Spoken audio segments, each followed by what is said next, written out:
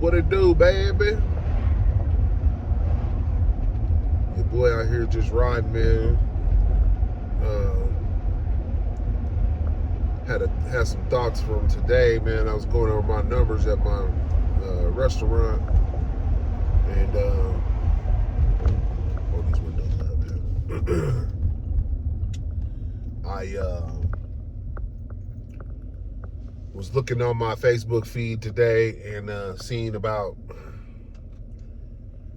6 more restaurants in my area. Some of them like been around. A couple of them been around for about 20 plus years. One of them like 34 years or something like that, closing. I've been really going through my numbers, seeing where all my holes in my spot are. I'm about this close to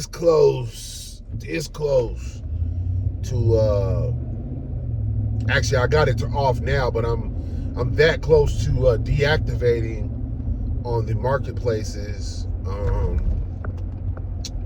Some of the reasons I'm thinking about making that move are just because they really take a lot of the money that is generated. When you think about it, like, here's a little breakdown that I came up with real quick. Let's say you sell an item and it's $10, right? And you sell it with these third party marketplaces, man. They are taking 30% of the sale. And I was just reviewing some of my sales, and like some of them like $33. I'm getting $16. I had one that was $33 order, and I got $16 and some change, maybe $16.57 something.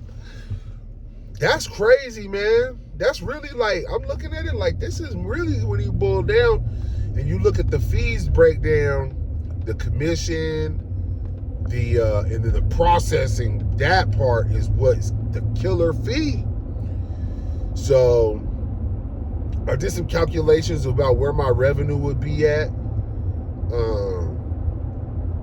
just to see without the third party marketplaces, like what my revenue would be like, what my labor would be like everything like really will fall in line pretty good without them. But the big kicker is, you know, whatever your food costs, let's say your food cost is, you know, food keeps going up. So let's just call it 30%, right? And then if your labor, man, if you're lucky nowadays, man, like minimum wage just keeps going up. If you're lucky, you could probably keep your labor at around 25. That's real lucky, man. Usually I'm around 30%. Sometimes I can get down as low as 19%, like if we have a really, really, really great day of sales. But it's not like a daily thing for it to be at 19. I would say we probably average like in that mid 20 range, 24, 23, 20, whatever, something like that. And we watch it real close, you know,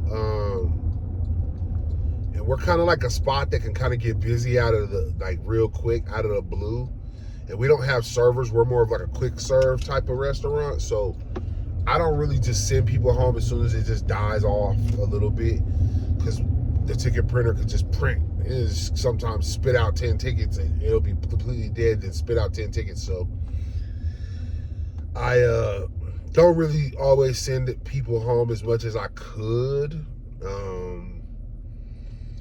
But I do that because we prep a lot of items. So a lot of the time what we do is, you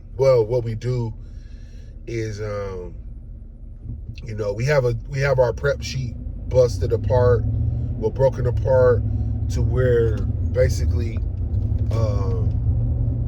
like my cashiers, they prep certain items that are like pertinent to what they do. And then the back of the house, you know, we prep Well, I'm all the house, but yeah, but the back of the house, you know, they know how to prep like all the like real, you know, food items, like the big stuff, you know, the pasta, cheese sauce, you know, cutting up steak, cutting up chicken breasts, you know, prepping items. We prep a lot of items in-house just because like I just don't like the quality of pre-made items. That'll be another video that I do too. But we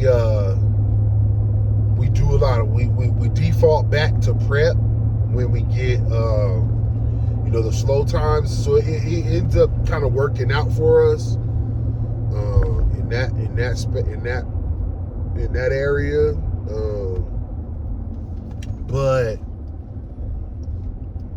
I think that these marketplaces, man, they kind of took over, and people, I feel like as an industry, we've kind of felt like, you know, we needed to have them, you know, to survive, you know.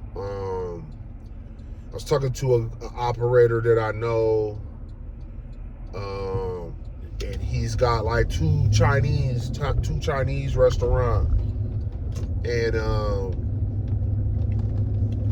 he's getting rid of them too, man, and he's just going back to like his normal, like having a delivery person on the clock or whatnot, and letting them keep all the tips and whatnot, and doing like a 3-mile radius.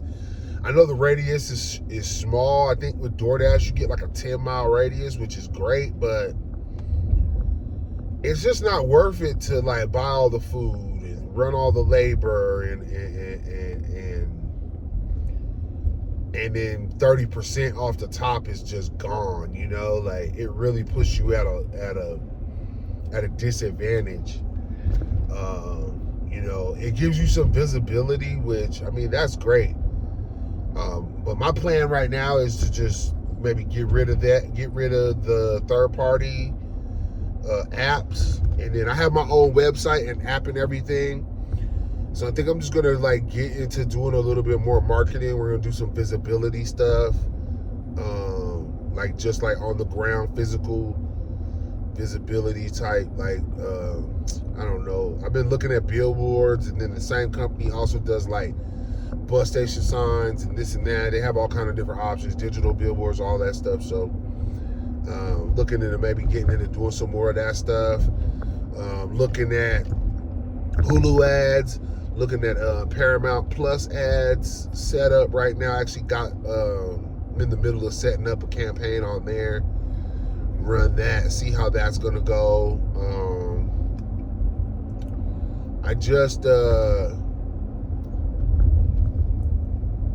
I'm just trying to keep the doors open and keep everybody paid and keep a little bit of money in the business. You know what I'm saying? Like, it's not,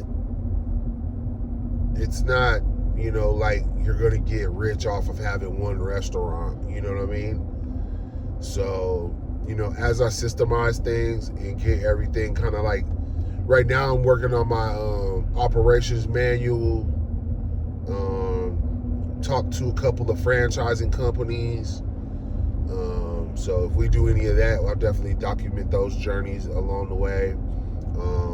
Look out for a video on the company that I have my website through. They're called owner.com.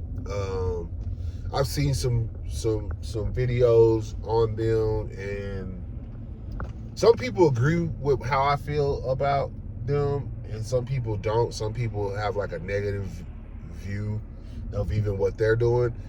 But I like what they're doing compared to what the marketplaces are doing, because I'm paying like more of a flat fee with them, and then they charge the customer like a transaction fee, which I don't like that. But I mean, somebody's got to pay them. You know what I mean? Like, I'm paying them the monthly fee or whatever for the SEO and hosting the website, and they have really great support.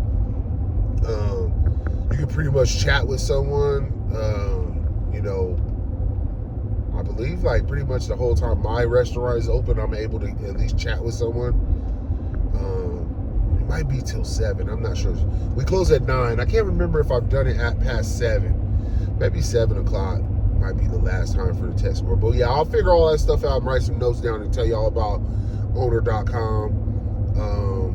But yeah, DoorDash, Grubhub, and Uber Eats, man, you guys are killing a lot of restaurants. And then the thing is that they take 30% from us, but then like McDonald's and Chick-fil-A and all those big companies, they give them special rates and deals for doing orders to them too. So that's why you see them guys all sticking with them doing stuff, but they're paying a way lower fee than I'm paying. So, you know, I'm not gonna say, oh, it's not fair and this and that or whatever, but I mean, this is business, so I'm not looking for no fair.